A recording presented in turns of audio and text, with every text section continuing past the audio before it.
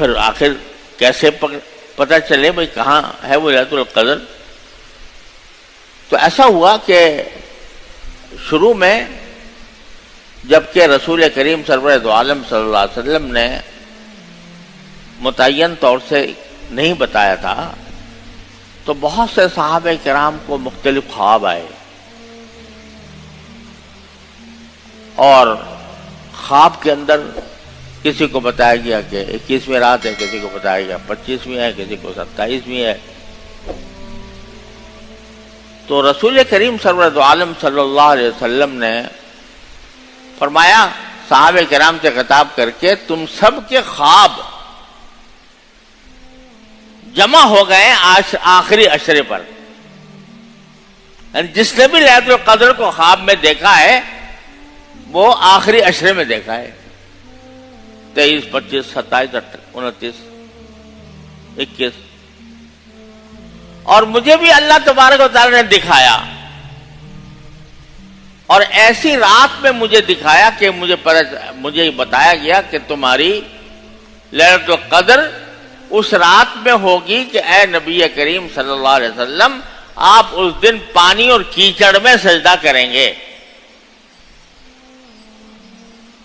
یعنی یہ علامت بتائی گئی کہ شب قدر اس رات آئے گی جس رات میں بارش ہوگی اور مسجد نبوی کے اندر پانی جمع ہوگا، اور آپ جب سجدہ فرمائیں گے تو پانی اور کیچڑ میں سجدہ کریں گے۔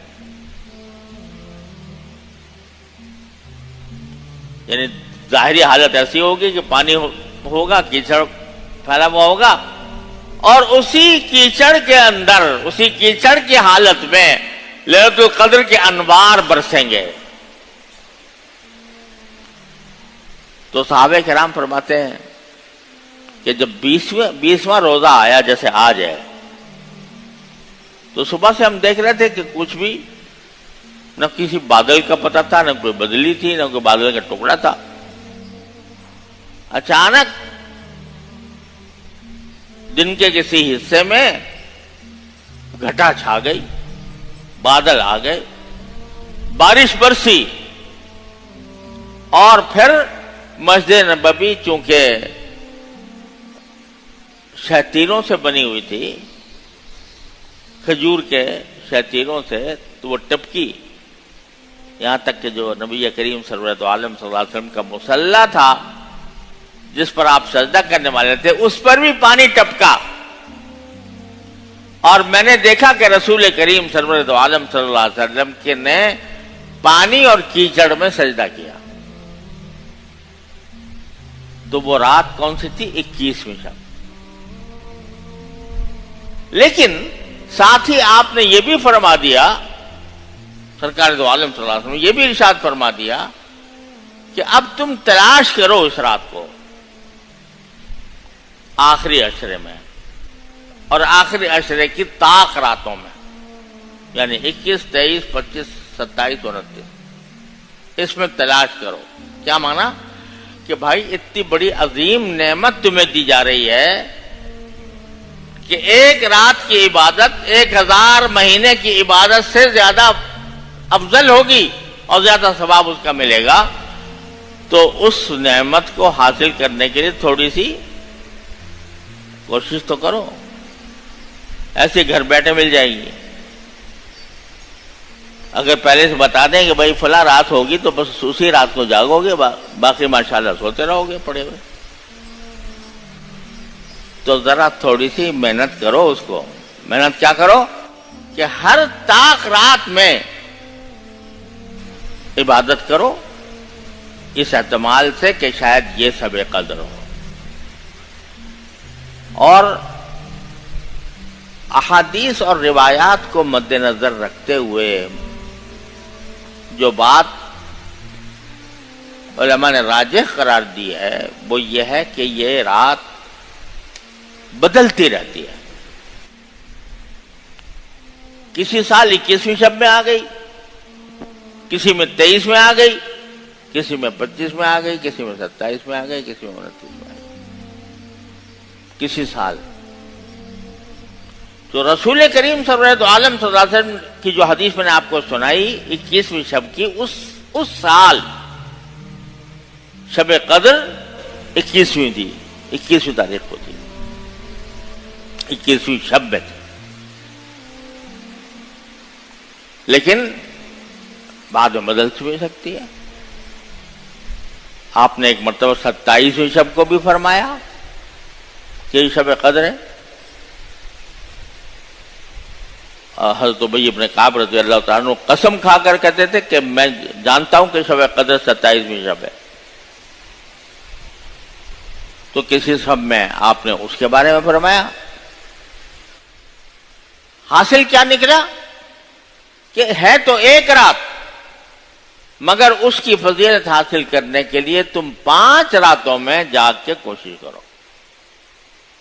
5 راتوں میں جاگو گے تو کیا ہوگا؟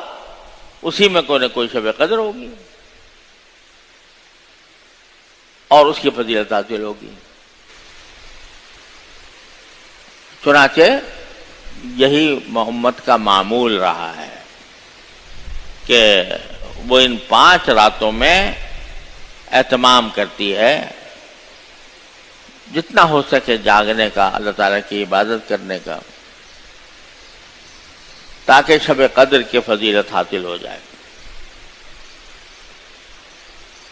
اور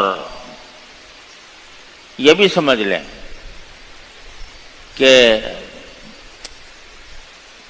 آدمی جس جگہ موجود ہے، جس ملک میں ہے، جس فضا میں ہے، جس افق پر ہے، اس افق کے لحاظ سے جو 21ویں رات ہوگی یا 23ویں ہوگی یا 25ویں ہوگی یا 27ویں ہوگی، اس کا اعتبار ہے۔ اب مثلا سعودی عرب میں 21ویں شب گزشتہ رات ہو گئی تو وہاں اسی کا اعتبار تھا، اور ہمارے ہاں 21ویں شب آ جانے والی ہے رات کو انشاءاللہ، تو ہمارے لحاظ سے یہ 21ویں شب ہے۔ تو اس کو آدمی اپنی عبادت میں خرچ کرے۔ ان 5 راتوں کا سوال ہے، معاملہ ہے صرف۔ اللہ میں 10 راتیں بھی نہیں کہیں، یہ کہتے 10 میں تلاش کرو۔ آخری عشرہ ہے، رمضان کا عطر ہے، سارا 10 کی 10 راتیں جاگ کر اللہ کی عبادت کرو تو تمہیں شب قدر مل جائے گی، یہ بھی نہیں کہا، اس کو بھی آدھا کر دیا 5 راتوں، اور اس کے لیے ایک عظیم سنت اللہ تعالی نے مقرر فرما دی، اعتکاف کی، کہ آدمی اگر اعتکاف کرے آخری عشرے میں، تو اگر فرض کرو سوتے ہوئے بھی گزر جائے شب قدر، تو اعتکاف عبادت کی حالت میں ہوگی، کیونکہ اعتکاف بذات خود عبادت، چاہے آدمی سوئی کیوں نہ رہا ہو۔ تو اس لیے شب قدر کو حاصل کرنے کی فکر کرنی چاہیے، اس کے اندر اہتمام کرنا چاہیے، اللہ تعالیٰ کی طرف رجوع کرنے کا۔ کیا کرنا چاہیے شب قدر میں؟